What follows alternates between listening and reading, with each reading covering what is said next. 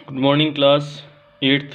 आज 11th of January है और आज हम पेज नंबर 88 से पढ़ेंगे the agenda for a national education. देखिए क्या बोल रहा है ये। British officials were not the only people thinking about education in India. सिर्फ ब्रिटिश अधिकारी ही भारत के अंदर वे व्यक्ति नहीं थे जो कि भारत के अंदर शिक्षा को लेकर सोचते थे या चिंतित थे।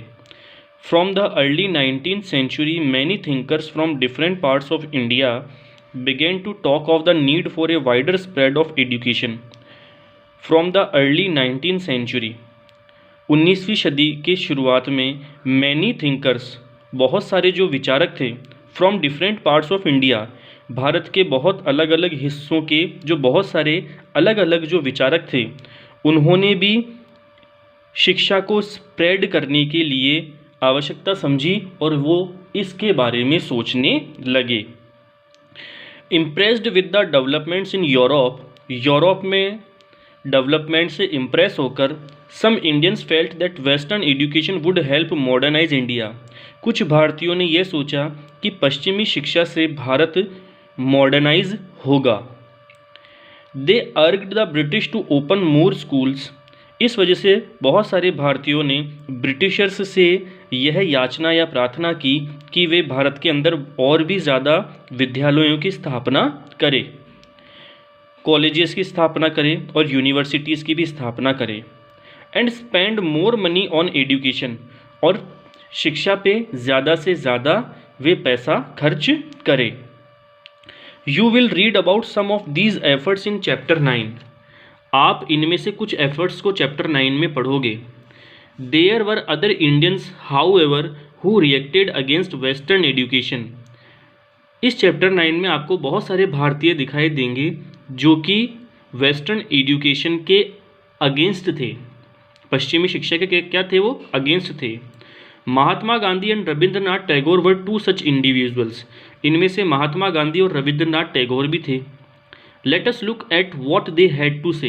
अब हम ये देखते हैं कि महात्मा गांधी और रविंद्रनाथ टैगोर हमें क्या कहना चाहते थे वेस्टर्न एजुकेशन के अगेंस्ट में।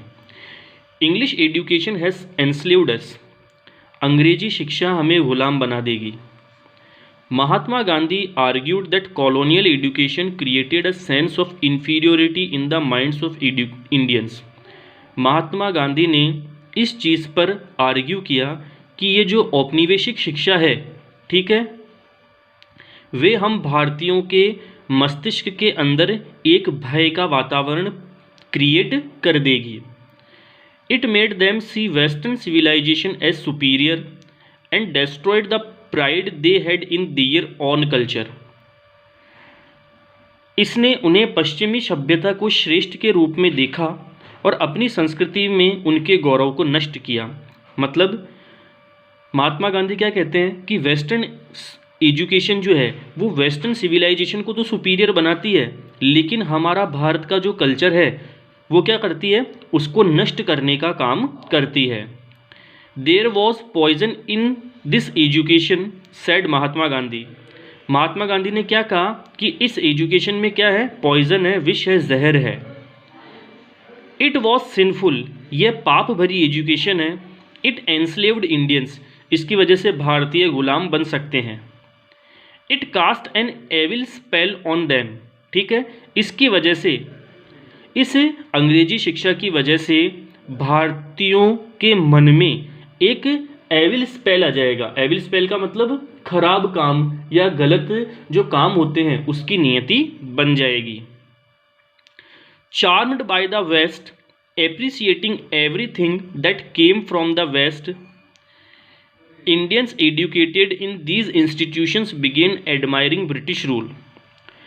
पश्चिमी सभ्यता की पालना करते हुए, पश्चिम से आने वाली हर चीज़ की सराहना करते हुए इन संस्थाओं में शिक्षित भारतीय ब्रिटिश शासन की प्रशंसा करने लगे। Mahatma Gandhi wanted an education that could help Indians recover their sense of dignity and self-respect.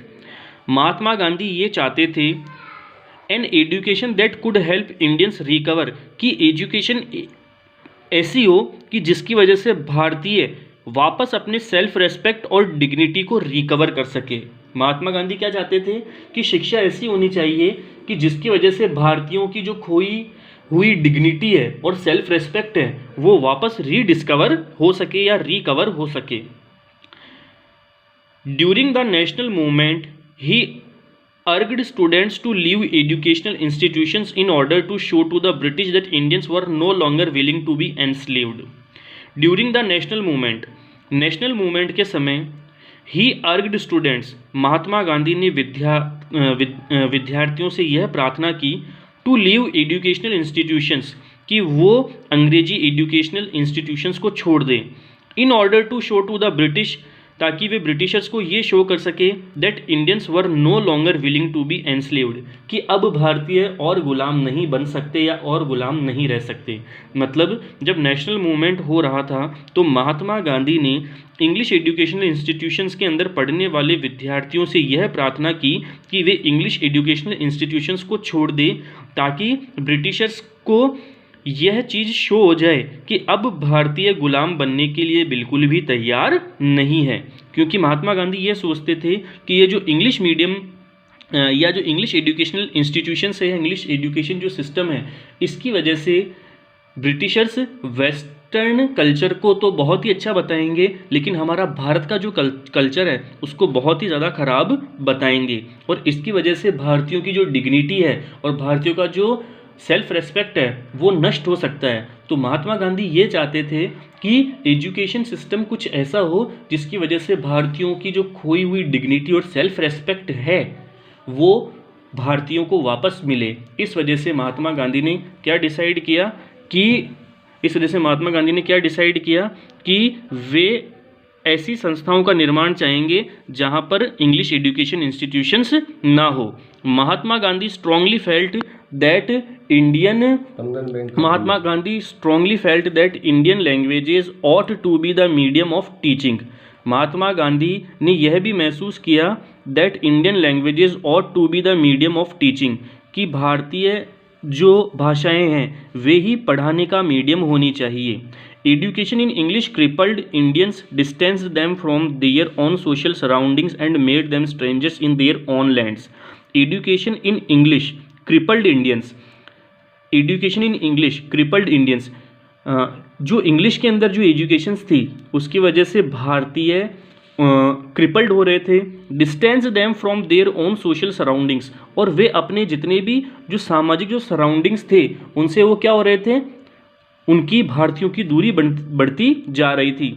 And made them strangers in their own lands, और भारतीय अपनी ही ज़मीन पर अजनबी बनते जा रहे थे क्योंकि इंग्लिश एजुकेशन कुछ ऐसी थी। Speaking a foreign tongue, despising local culture, the English educated did not know how to relate to the masses. Speaking a foreign tongue, देखो दूसरी भाषा को बोलना, despising local culture, ठीक है, लोकल कल्चर को डेस्पाइस करना। The English educated did not know how to relate to the masses, English educated के जो पर्सन थे वो यह रिलेट नहीं कर पा रहे थे कि वो जनता से किस तरीके से रिलेट करें। Western education, Mahatma Gandhi said, focused on reading and writing rather than oral knowledge, ठीक है। महात्मा गांधी क्या कहते हैं कि पश्चिमी जो शिक्षा है वो सिर्फ रीडिंग और राइटिंग पर क्या करती है, फोकस करती है। वो सिर्फ रीडिंग और राइटिंग पर फोकस करती है और वो ओरल नॉलेज पर ध्यान नहीं देती है। It valued text books rather than lived experience and practical knowledge. Western education सिर्फ टेक्स्ट बुक्स पर ज़्यादा ध्यान देती है जबकि वो लाइव्ड एक्सपीरियंस पर और प्रैक्टिकल नॉलेज पर कम ध्यान देती है। जो टेक्स्ट बुक्स में लिखा है सिर्फ उसको पढ़ लो और उसको कर लो। He argued that education ought to develop a person's mind and soul, उन्होंने यह भी आर्ग्यू किया कि education ought to develop a person's mind and soul, कि शिक्षा की वजह से एक इंसान का दिमाग और आत्मा का डेवलपमेंट होता है। लिटरेसी और simply learning to read and write by itself did not count as education, शिक्षित होना, स्वयं पढ़ना और लिखना, एजुकेशन के अंदर काउंट नहीं होता है। महात्मा गांधी क्या कहते हैं कि अगर हमने कोई क्लास पढ़ ली या सीख लिया और टेक्स्ट बुक से हमने कोई ज्ञान ले लिया तो वो एजुकेशन की श्रेणी में नहीं आता है। एजुकेशन कुछ ऐसा होना चाहिए जिसकी वजह से एक इंसान अपना प्रैक्टिकल नॉलेज गेन कर सके और किसी काम को कर सके। People had to work with their hands. Mahatma Gandhi क्या चाहते थे कि व्यक्ति अपने हाथों से काम करे, लर्न ए क्राफ्ट, कला को सीखे, and know how different things operated, और यह भी जाने कि अलग अलग चीज़ें, अलग अलग मशीनें किस तरीके से ऑपरेट की जाती है। This would develop their mind and their capacity to understand. इसकी वजह से उनका माइंड और उनकी इसकी वजह से उनका माइंड इन सब चीज़ों को जानने की कैपेसिटी को बढ़ाएगा। ठीक है, अब पेज नंबर 90 पे आते हैं। एज नेशनलिस्ट सेंटिमेंट्स स्प्रेड, जैसे जैसे नेशनलिस्ट सेंटिमेंट्स फैले, other thinkers also began thinking of a system of national education. दूसरे जो विचारक थे उन्होंने भी नेशनल एजुकेशन पर विचार करना शुरू किया, which would be radically different from that setup by the British, जो कि ब्रिटिशर्स के द्वारा सेटअप किए गए इंग्लिश एजुकेशन सिस्टम से क्या था, बिल्कुल ही अलग था। ठीक है क्लास, तो आज हम सिर्फ इतना ही पढ़ेंगे। इसके बाद ये वाली जो चीज़ है टैगोर्स अडॉब ऑफ पीस, ये वाली जो चीज़ है ये मैं आपके सिलेबस में देखूंगा। आई थिंक ये आपके सिलेबस से हट चुकी है। ठीक है, तो जो चीज़ हट चुकी है उसको पढ़ने से कोई मतलब भी नहीं है। ठीक है, और अगर नहीं हटी होगी तो इसको हम हमारी नेक्स्ट क्लास में कंप्लीट करेंगे। यहाँ तक का आपको बिल्कुल अच्छी तरीके से समझना है कि क्या महात्मा गांधी क्या चाहते थे और वो क्यों इंग्लिश एजुकेशन के क्यों वो खिलाफ थे। क्योंकि इंग्लिश एजुकेशन से क्या होता है कि वेस्टर्न जो संस्कृति है उसको तो अच्छा बताया जाता है, लेकिन हमारी जो भारत की संस्कृति है उसको गलत बताया जाता है। इंग्लिश एजुकेशन में क्या था कि कोई फ्लेक्सिबिलिटी नहीं थी। ठीक है, और इंग्लिश एजुकेशन की वजह से कोई इंसान जो भारतीय था, अगर मान लो वो इंग्लिश एजुकेशन को सीखता था, ठीक है, तो महात्मा गांधी यह सोचते थे कि इसकी वजह से वह अपनी डिग्निटी खो देगा और अपने सेल्फ रेस्पेक्ट को खो देगा और अपने ही देश में एक अजनबी बनकर रह जाएगा। इस वजह से क्या करते थे Mahatma Gandhi, English education institutions के क्या थे, खिलाफ थे।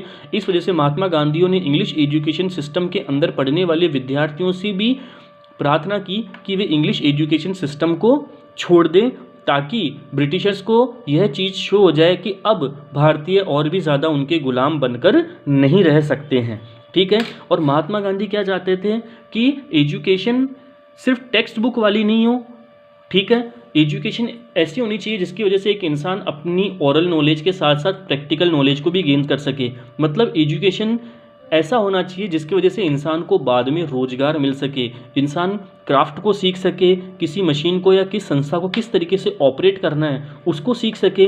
इस वजह से महात्मा गांधी यह चाहते थे कि एजुकेशन का जो लेवल हो वो इंग्लिश एजुकेशन सिस्टम से क्या हो, अलग हो। क्योंकि महात्मा गांधी यह सोचते थे कि इस इंग्लिश एजुकेशन सिस्टम की वजह से हमारे जो भारतीय हैं वे क्या होंगे कि अपने ही देश के अंदर एज ए स्ट्रेंजर की तरह व्यवहार करने लग जाएंगे और वो वेस्टर्न संस्कृति के या वेस्टर्न कल्चर के क्या हो जाएंगे, वापस से एनस्लेव बन जाएंगे। इस वजह से महात्मा गांधी ने क्या किया कि नेशनल मूवमेंट के समय भी सभी को इंग्लिश एजुकेशन सिस्टम को छोड़ने के लिए प्रार्थना की, याचना की। ठीक है, और महात्मा गांधी के विचारों से बहुत सारे इंसान क्या हुए, सहमत हुए। उनमें से एक कौन थे, रविंद्रनाथ टैगोर भी थे उनमें से एक इंसान जो कि महात्मा गांधी के इन विचारों से क्या हुए, बहुत ही ज़्यादा सहमत हुए।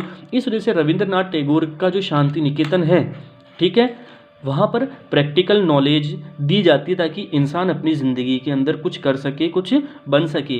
क्योंकि महात्मा गांधी यह सोचते थे कि टेक्स्ट बुक्स का जो ज्ञान है वो एक इंसान के लिए पर्याप्त ज्ञान नहीं हो सकता है। ठीक है, क्योंकि अगर टेक्स्ट बुक के ज्ञान से ही अगर कोई इंसान रोजगार पाले या अपने परिवार की आजीविका को चला सके तो ऐसा बिल्कुल भी पॉसिबल नहीं हो सकता है। टेक्स्ट बुक्स की वजह से हम सिर्फ एक क्लास के लेवल को पार कर सकते हैं, लेकिन हम एक सोशल जो इंसान है वो बिल्कुल भी हम बन नहीं सकते हैं।